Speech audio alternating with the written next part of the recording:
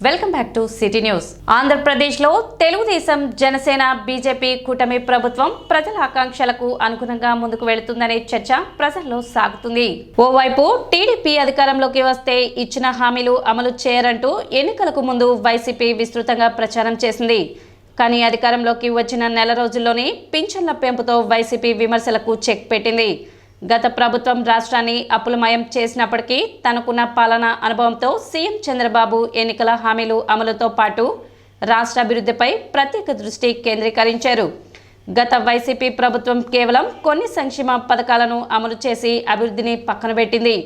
దీంతో వైసీపీపై ఆగ్రహంతో ఉన్న ప్రజలు ఇటీవల ఎన్నికల్లో ఆ పార్టీని పక్కన పెట్టారు. తెలుగుదేశం కూటమి ప్రభుత్వానికి ఘన విజయాన్ని అందించారు. ఇవాళ చంద్రబాబు నాయుడు గారు అధికారంలోకి వచ్చిన 6 నెలల్లోనే ఏ విధంగా కొత్త కంపెనీ టీసీఎస్ వైజాగ్ కానివ్వండి, కొత్త ఐటీ కంపెనీలు, కొత్త కాలేజీలు ఏ విధంగా ఆయన పరిపాలన సాగిస్తున్నారో మనం చూసాం. ఆ రోజు జగన్మోహన్ రెడ్డి రోడ్లని ఏ విధంగా గుంట్లమయం చేశాడో మనం చూసాం. ఇవాళ చంద్రబాబు నాయుడు గారు అధికారంలోకి వచ్చిన వెంటనే నిజంగా తెనాలి ప్రాంతానికి ఒక గర్వంగా చెప్పుకోవాలా. ఇవాళ తెనాలి నుంచి మంగళగిరి కానివ్వండి, తెనాలి నుంచి నారాకొడ్డూరు కానివ్వండి, 4 వేస్ ఇవాళ నాదెండ్ల మనోహర్ గారు, పెమసాని చంద్రశేఖర్ గారి యొక్క కృషితో ఇవన్నీ కూడా 4 వేస్ అవుతున్నాయి అంటే నిజంగా ఈ ప్రాంత వాసులుగా మనందరం గర్వపడాలి. ఇవాళ జగన్మోహన్ రెడ్డి చెప్తున్నాడు చంద్రబాబు నాయుడు గారు ఇచ్చిన హామీ లేదో నెరవేర్చలేదని, హామీ లేదని తప్పాడని చెప్పేసి ఆయన జగన్మోహన్ రెడ్డి మాట్లాడుతున్నాడు. మేము ఒకటే అడుగుతున్నాం, ఆ రోజు నువ్వు ఫెన్షన్ అధికారంలోకి వచ్చిన వెంటనే ఫెన్షన్ ఎంత ఇస్తానని చెప్పావు? 3,000 ఇస్తాను. ఏమన్నావు? అధికారంలోకి వచ్చిన తర్వాత విడతలుగా ఇస్తానని చెప్పేసి 250 రూపాయలు పెంచావు. నువ్వు అధికారంలోకి వచ్చిన తర్వాత ఆ రోజు ఇచ్చిన హామీల్లో ఒక్క హామీ నువ్వు నెరవేర్చింది ఉందా? ఇవాళ డబ్బు మొత్తం కూడా దుర్వినియోగం చేసి 14 లక్షల కోట్లు పట్టుకొచ్చే అప్పులు ఏమైనాయో తెలియదు. సలహాదారులకి మొత్తం కట్టబెట్టావు. నీకు సోషల్ మీడియాలో ఎవరైతే బూతులు తిడతారో ఇష్టానుసారంగా వాళ్ళందరికీ పంచిపెట్టావు. నువ్వేవాళ్ళ ఏం పెట్టుకొని ఈ రాష్ట్రాన్ని సర్వనాశనం చేసిన వ్యక్తి ఎవరైనా ఉన్నారా అంటే జగన్మోహన్ రెడ్డి. ఇవాళ వైసీపీ వాళ్ళే సిగ్గుతో తల ఉంచుకుంటున్నారు. 5 సంవత్సరాలు మేము ప్రజలు మాకు అధికారం 151 సీట్లు ఆ రోజు ఇస్తే ఏం చేయగలిగాం ఈ రాష్ట్రానికి అని చెప్పేసి ఇవాళ వైసీపీ వాళ్ళే సిగ్గుతో తల వంచుకుంటున్నారు. మొదట 3 నెలలకు 1,000 రూపాయలు కలిపి మొదటి నెలలో 7,000 రూపాయలు ఇస్తానని చెప్పేసి చెప్పిన మాట కట్టుబడి ప్రతి ఒక్క కుటుంబానికి 7,000 రూపాయలు ఆయన ఇచ్చాడా ఇవ్వలేదా? 100% వికలాంగులు లేనాడు 15,000 ఇస్తానన్నాడు. ఇచ్చిన మాట ప్రకారం 15,000 ఇస్తున్నాడా లేదా? ఎక్కడ చంద్రబాబు నాయుడు గారు మాట తప్పింది ఎక్కడ? ఇవాళ రైతులు ఇవాళ ధాన్యం గతంలో జగన్మోహన్ రెడ్డి ప్రభుత్వంలో ధాన్యం కొనుగోలు చేసిన తర్వాత మీరు రైతులు ఎదురు చూసే కళ్ళు కాయలు కాసిపోయాయి. ఇవాళ ధాన్యం చంద్రబాబు నాయుడు గారు కొన్న 2వ రోజో 3వ రోజో అకౌంట్స్లోకి డబ్బులు పడుతున్నాయంటే పరిపాలన దక్షత. ఇవాళ మీరు రాష్ట్రాన్ని మొత్తాన్ని కూడా సర్వనాశనం చేసి వెళ్ళిపోయినా ఇవాళ ప్రభుత్వాన్ని గాడిలో పెట్టి ఒక మంచి పరిపాలన, ఎందుకంటే యువతని మొత్తాన్ని కూడా సర్వనాశనం చేశారు. ఇవాళ జగన్మోహన్ రెడ్డి ప్రభుత్వంలో ఇవాళ బ్రహ్మాండంగా పీజీలు చేసి ఇంజనీర్లు చేసిన విద్యార్థులందరం కూడా డీమార్టు, మెట్రోల్లో, రిలయన్స్ మార్టుల్లో కూలి పని చేశారు. కూలి పని చేయాల్సిన పరిస్థితి తీసుకొచ్చావు. ఇవాళ చంద్రబాబు నాయుడు గారు మీకు నేనున్నాను, ఎవరైతే కష్టపడి చదువుకున్నారో వాళ్ళందరికీ కూడా ఒక మంచి భవిష్యత్తు ఇస్తానని చెప్పేసి ఏదైతే చంద్రబాబు నాయుడు గారు చెప్పారో ఆ దిశగా వాళ్ళ కేంద్రం దగ్గర నుంచి అనేక ప్రాజెక్టులు తీసుకొచ్చి అనేక ఐటీ కంపెనీలు తీసుకొచ్చి ఇవాళ ఆంధ్ర రాష్ట్రం అంటే ఒక మంచి రాష్ట్రంగా తీర్చిదిద్దే దాంట్లో ఇవాళ చంద్రబాబు నాయుడు గారు, పవన్ కళ్యాణ్ గారు ఏ విధమైనటువంటి పరిపాలనలో ముందుకెళ్తున్నారో మనం చూసాం. చంద్రబాబు నాయుడు గారు ఒకటే, చదువుకున్న పిల్లలు చక్కగా ఈ రాష్ట్రంలోనే ఉద్యోగాలు చేయాలా, రైతుకి పండిన పంటకి మంచి గిట్టుబాటు ధర కల్పించాలా, ఈ రాష్ట్రంలో నివసించే ప్రతి ఒక్క వ్యక్తి కూడా చక్కగా లా అండ్ ఆర్డర్ కంట్రోల్లో ఉండాలా, ప్రశాంతమైన జీవితం గడపాలని చెప్పి ఏ వ్యక్తి అయినా సరే, ఈ రాష్ట్రంలో ఉన్న ఏ వ్యక్తి అయినా సరే మన పిల్లలు మంచి వాతావరణంలో మా పిల్లలు చదువుకోవాలి, ప్రశాంతమైన వాతావరణం ఉండాలి, మా పిల్లలు మంచి మార్గంలో నడుచుకోవాలని చెప్పేసి ఏదైతే కోరుకుంటారో మార్గం తప్పినటువంటి పరిస్థితులన్నింటినీ కూడా వాళ్ళ చంద్రబాబు నాయుడు గారు గాడిలో పెట్టి వాళ్ళ గంజాయిని సమూలంగా ఇవాళ నిర్మూలించే దాంట్లో ఆ రోజు పోలీసు వ్యవస్థ మొత్తం కూడా నిర్వీర్యం అయిపోయింది.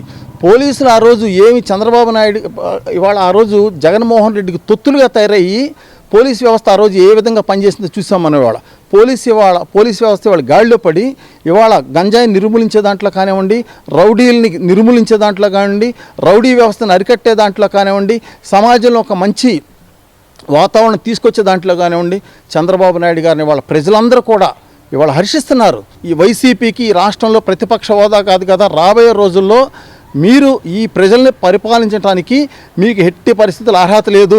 మీరు చెప్పే మాటల్ని ఈ ప్రజలు ఎవరు కూడా విశ్వసించరు. అధికారంలోకి వచ్చిన తర్వాత ఏపీ ఆర్థిక పరిస్థితిని గాడిలో పెట్టేందుకు సీఎం చంద్రబాబు తీవ్రంగా ప్రయత్నిస్తున్నారు. అదే సమయంలో సంక్షేమ పథకాలను అమలు చేస్తున్నారు. గంజాయి నిర్మూలనకు కూటమి ప్రభుత్వం కట్టుదిట్టమైన చర్యలు తీసుకుందని, కుంటిపడిన పోలీస్ వ్యవస్థను గాడిలో పెట్టిందని కూటమి నేతలు పేర్కొన్నారు. నిలిచిపోయిన పోలవరం నిర్మాణం, రాజధాని నిర్మాణం కూటమి ప్రభుత్వం అధికారంలోకి వచ్చిన వెంటనే వాటి పనులను ప్రారంభించడంతో పాటు అవసరమైన నిధులను కేంద్ర ప్రభుత్వం వద్ద నుండి తీసుకురావడం వంటివి ముఖ్యమంత్రిగా చంద్రబాబు నాయుడు పాలనా దక్షతకు నిదర్శనమని తెలిపారు. అదేవిధంగా కూటమి ప్రభుత్వ పాలనపై వైసీపీ అధినేత వైఎస్ జగన్మోహన్ రెడ్డి చేపట్టనున్న పోరుబాటపై అటు ప్రజల నుండి ఇటు రాజకీయ వర్గాల నుండి విమర్శలు వస్తున్నాయి. చంద్రబాబు నాయుడు గారు అలాగే పవన్ కళ్యాణ్ గారు బీజేపీ తరఫున ఏర్పడినప్పటి నుంచి 6 నెలల్లో బాబు గారు ఇప్పుడే కాదు, విజన్ ఉన్న మనిషి. ఆయన విజన్తో ఏదైతే అమరావతిని గత ప్రభుత్వం కుంటుపడిందో చేశారో, ఇప్పుడు ఆయన వచ్చిన కాడి నుంచి కూడా ముందుకు దూసుకెళ్లే విధంగా ఆయన ప్రణాళికలు, ఆయన వ్యూహాలు, అలాగే పారిశ్రామికవేత్తలను ఏ విధంగా తీసుకురావాలి అనే దాని మీద ఆయన పడే తపన మీరు చూస్తూనే ఉంటారు. అదేవిధంగా ఏదైతే ఈ వాగ్దానాలు ఇచ్చారో కూటమి ప్రభుత్వం తరఫున, ఆ వాగ్దానాలన్నింటినీ కూడా ఒక్కొక్కటి నెరవేర్చుకుంటూ మిగతా వాటి మీద కూడా దృష్టి పెట్టి అవి కూడా మనం ప్రజలకు ఇచ్చిన హామీలని మనం మాట ఇచ్చాం కాబట్టి నిలబెట్టుకోవాలనే తపనతో కూటమి ప్రభుత్వం పనిచేస్తుంది. ఆ విధంగానే 4,000 రూపాయల కాడి నుంచి అందరికీ ఇవ్వడం జరిగింది. అదేవిధంగా గత ప్రభుత్వంలో ఎప్పుడైతే మాట ఇచ్చారో ఆ 3 నెలల పెన్షన్ కూడా ఇవ్వడం జరిగింది. అదేవిధంగా ఉచిత సిలిండర్ గ్యాస్ పథకం ఏ విధంగా అమలు చేశారనేది మీకు తెలుసు. మిగతా అన్నిటిని కూడా అమలు చేసే విధంగా ఈ కూటమి ప్రభుత్వం ముందుకి దూసుకుపోయే విధంగా ఉంటే, గత నాయకులు ఇప్పటికీ కూడా విమర్శలు చేస్తూ దాన్ని అదే విధంగా చేస్తూ గత ప్రభుత్వంలో చూసే ఉంటారు. రైతుల్ని కనీసం పట్టించుకున్న పాపాన లేదు. రైతు ప్రభుత్వం ఇది పోరుబాటాన్ని, ఆ బాటాన్ని, ఈ బాటాన్ని అసలు గత ప్రభుత్వం అధికారం ఉన్నప్పుడు జగన్ ఏం చేశాడు రైతులకి? రైతుల పేరు చెప్పుకొని వేరే విధంగా వచ్చిన సొమ్మంతా కూడా సబ్సిడీని కూడా పక్కదారులు పట్టించి వాళ్ళకు అనుకూలమైన వాళ్ళ పేర్లు రాపించి దారుణంగా రైతులను మోసగించిన చరిత్ర గత ప్రభుత్వం అది. మళ్ళీ ఇప్పుడు ఏదో రైతులకు మేము ఏదో మేలు చేస్తామని చెప్పి, అది చేస్తామని, ఇది చేస్తామని చెప్పి ఏదో ప్రగల్భాలు బలితే కాదు.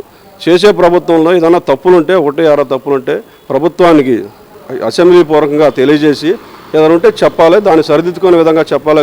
కానీ చేసే ప్రతి పనులను కూడా ఏదో చేస్తున్నారు అని చెప్పి ఇది చేయడం ఇది కరెక్ట్ కాదు. ఈ 6 నెలల్లో ఇప్పుడు వరకు కూటమి ప్రభుత్వం చేసినటువంటి కార్యక్రమాలు ఎన్నో చూసాము.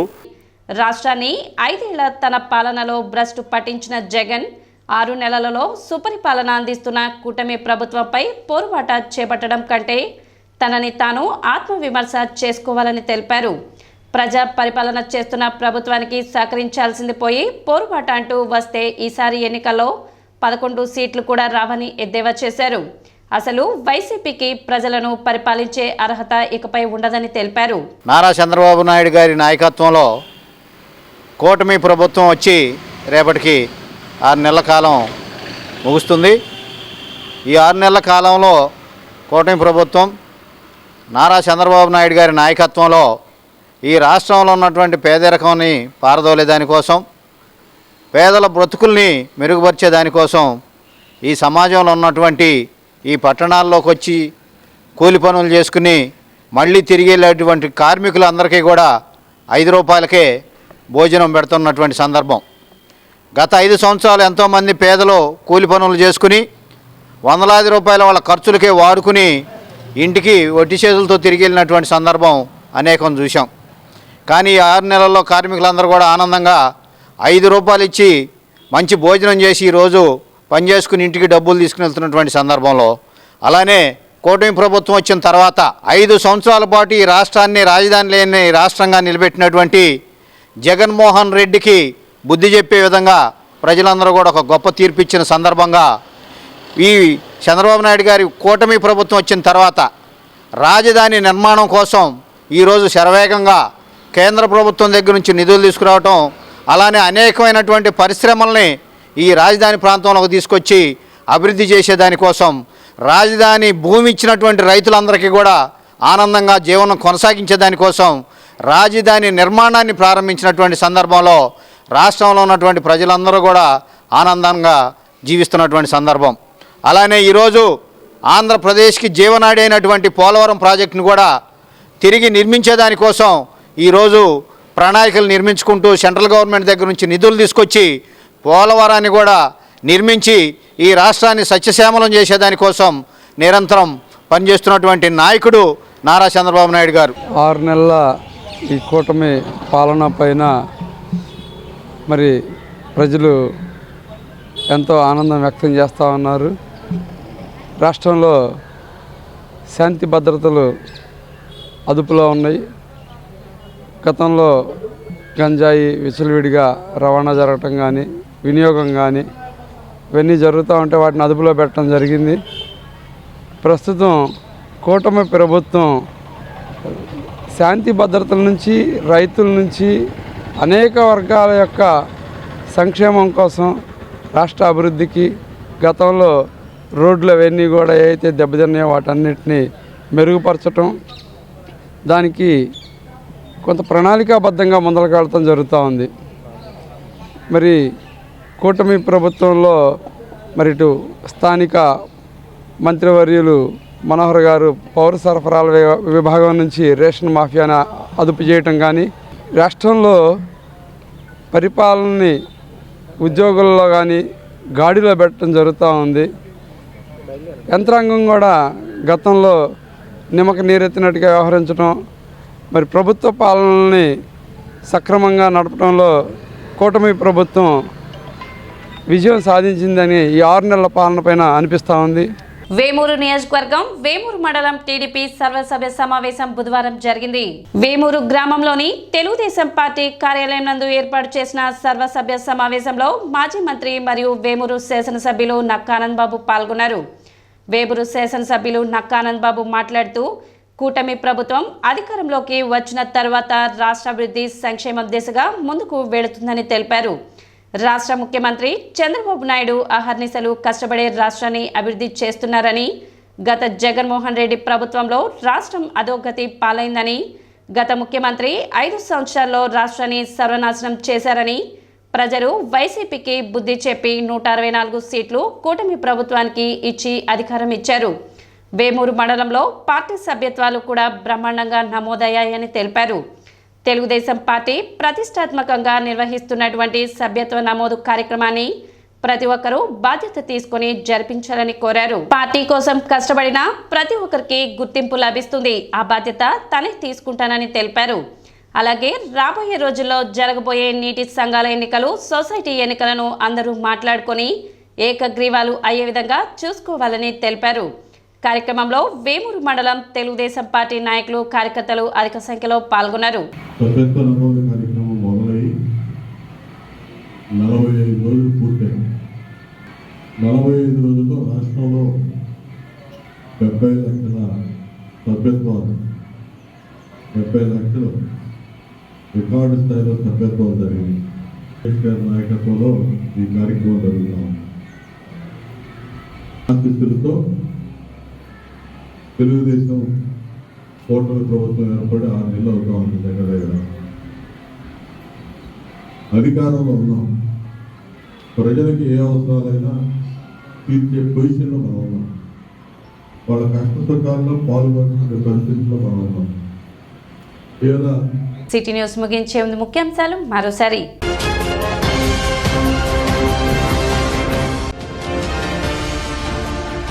ప్రజల ఆకాంక్షలకు అనుగుణంగా కూటమి ప్రభుత్వం 6 నెలల పాలన, ప్రజల్లో నడుస్తున్న చర్చ.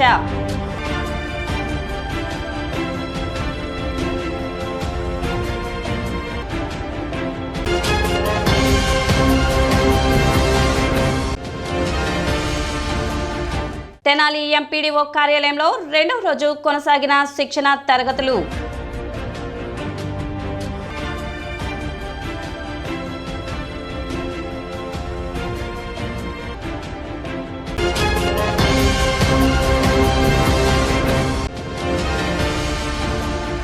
తెనాలి పరిసర ప్రాంతాల్లో ఆటోలో దారి దోపిడీకి పాల్పడుతున్న ముఠాను అరెస్ట్ చేసిన 3 టౌన్ పోలీసులు.